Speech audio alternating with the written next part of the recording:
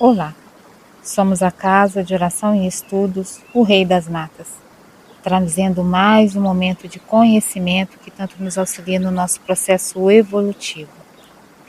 Mas hoje eu vou trazer para vocês uma mensagem do livro Deus Aguarda, pelo Espírito Meimei.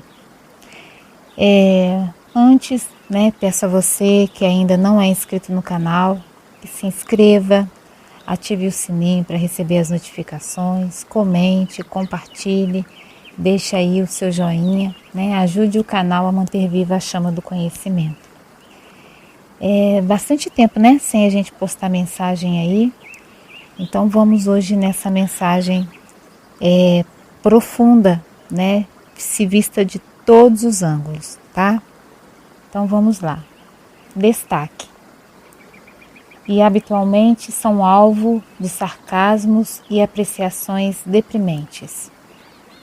São homens que as circunstâncias colocaram nas crispas dos interesses coletivos ou mulheres transportadas para as mais altas galerias da fama, em vista de razões que nem elas próprias saberiam explicar.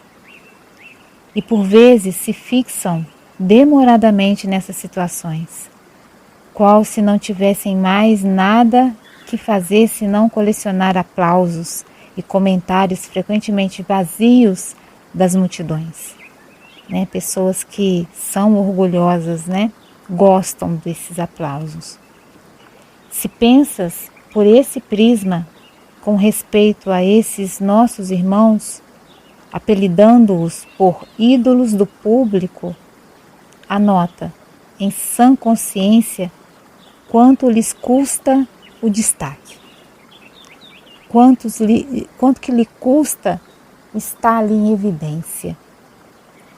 Quantos problemas carregará o homem representativo para que a vida comunitária não sofra qualquer mutilação na própria segurança? Correm risco, Correm muito risco.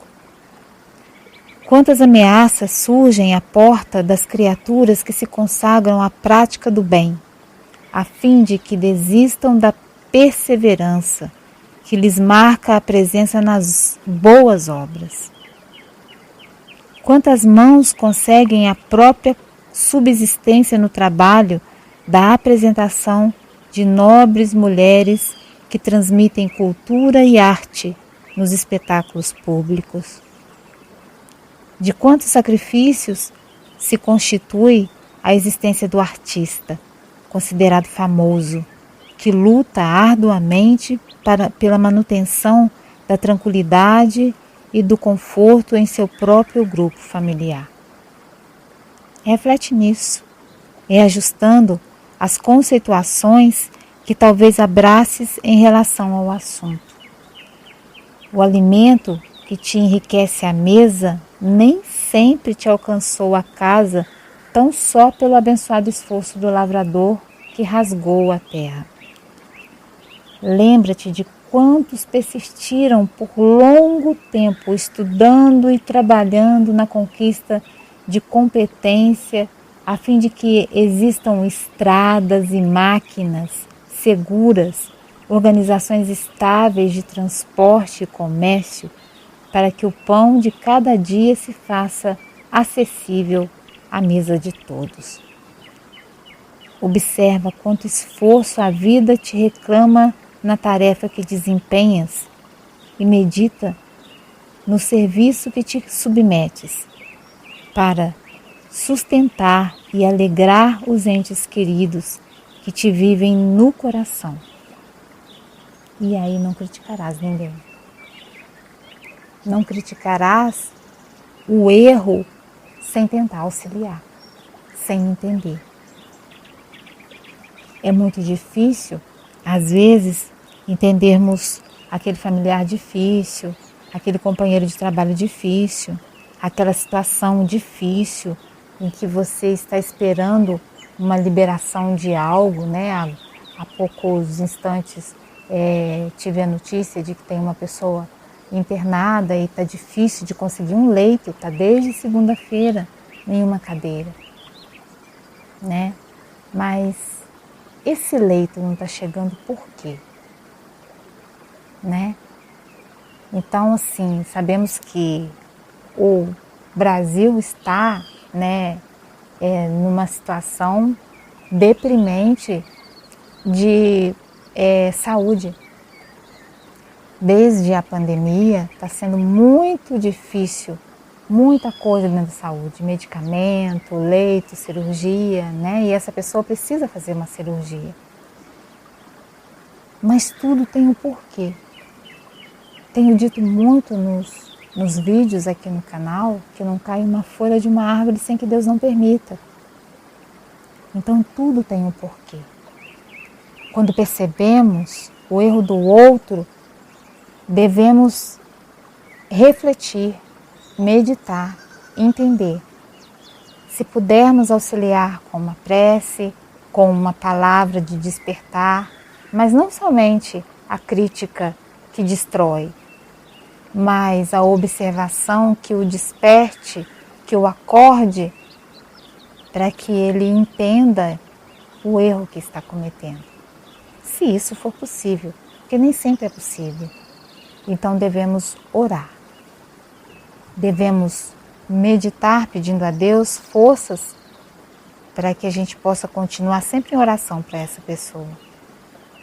Existem pessoas difíceis que não reconhecem os próprios erros. Mas por que estão ainda dormindo na sombra da ignorância? Meditemos também nessa situação da prática da caridade que foi mencionada num curto parágrafo de 5 linhas, né? Quantas ameaças surgem à porta das criaturas que se consagram à prática do bem, a fim de que desistam da perseverança para que lhes marca a presença das boas obras. Então, toda pessoa que está num trabalho de caridade, num trabalho religioso, ela é muito atacada, quer fisicamente, quer espiritualmente. Porque os espíritos, né, de sombra, eles querem mesmo que as pessoas não pratiquem a caridade. Então, influenciam muitos outros a praticarem, né, processos obsessivos de encarnado para encarnado, para que atrapalhe a vida dessa pessoa que trabalha no bem. Se é um dirigente religioso, se é um padre, um sacerdote, uma sacerdotisa, um babalorixá, um pai de santo, uma mãe de santo, qualquer um, todos, médiuns simplesmente cambones, são atacados espiritualmente para que desistam de seguir nesse caminho da caridade, nesse caminho do despertar e caminho da caridade, principalmente com ele mesmo, nesse despertar do eu espiritual.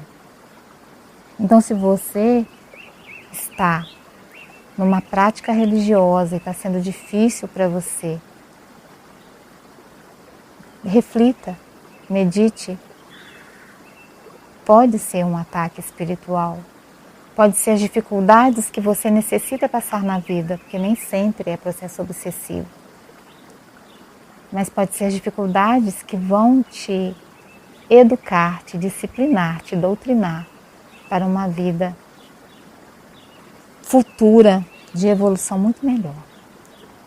Então, que a gente consiga ver além do óbvio, que a gente consiga ver além daquilo que se mostra aos nossos olhos e que procuremos entender que assim como Deus, através das manifestações sagradas dos divinos pais e mães orixás, nos acolhe, nos sustenta, nos alimenta energeticamente, essa deve ser a nossa atitude, mesmo que em menor grau, porque somos seres encarnados, mas que a gente deve ter com o próximo.